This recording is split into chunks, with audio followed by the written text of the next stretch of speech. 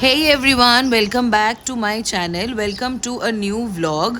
So এই ভিডিওটা খুবই স্পেশাল ফর মাদার্স ডে। সামনেই আসছে mother's day in 10th of May, but আমার ইভেন্ট একটু প্রায়ারলি হয়েছিল, সো সেই কারণে এই এন্টায়ার ভিডিওটা তোমাদের জন্য। অ্যান্ড আমি সকাল সকাল উঠে একদম রেডি হয়ে গেছি, তোমরা দেখতে পাচ্ছ যে I am fully ডেকড up for hosting a show for mother's day.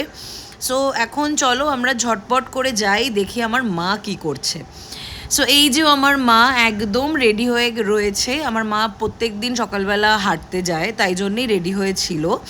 So ready হয়ে একদম বসেছিল, আর যেরকম হয় আর কি কাজবাজ করছিল। আমার সাথে কথা বলতে বলতে দুধ ওখানে পড়ে গেছিলো হালকা। তো নেভার মাইন্ড, সামনে অনেক ইম্পর্টেন্ট একটা ডেজ আসছে, সেটা হচ্ছে আমার মা ঘুরতে যাচ্ছে খুবই তাড়াতাড়ি, খুবই recent. In 9th of May she is going.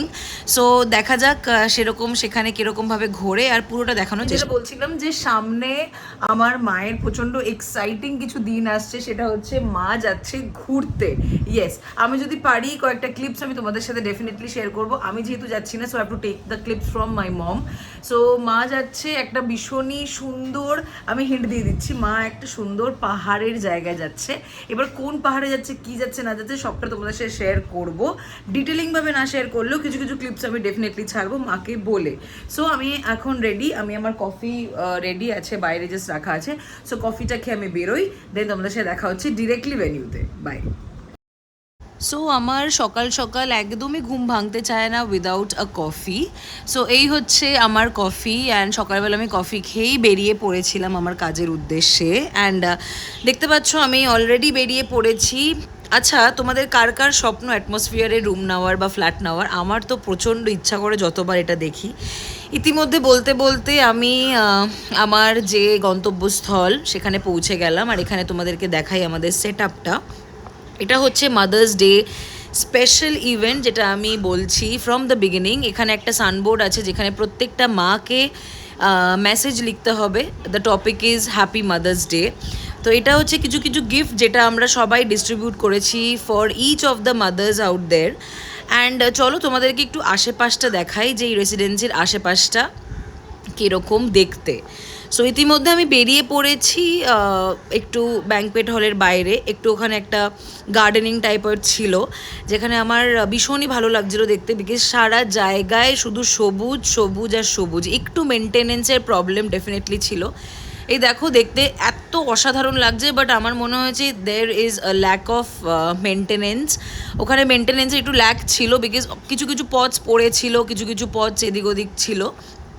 তো সেই অর্থে এই প্রবলেমটা আমি ফেস করেছি। অ্যান্ড এটা হচ্ছে ওখানের কিছু কিছু ফ্ল্যাট বলতে পারো, যেখানে লোকজন ওখানে থাকে। আর এই যে এতগুলো গাছ তোমরা দেখতে পাচ্ছ, তোমরা প্লিজ কমেন্টে আমাকে জানিও যে এটা কীরকম বা কোন গাছ, কারণ I am very bad at choosing trees. আমি একদমই বুঝতে পারি না যে কোনটা কোন গাছ, মানে ভীষণই সিলেক্টিভ, কয়েকটা গাছ ছাড়া আমি কোনো গাছই চিনি না। এখানে এতগুলো গাছের মধ্যে এত সুন্দর সুন্দর ফুল হয়েছিল, তোমরা প্লিজ আমাকে জানিও যে এইগুলো কোন গাছ। তো এই হচ্ছে পুরো অ্যাম্বিয়েন্সটা, এই হচ্ছে পুরো রেসিডেন্সিটা।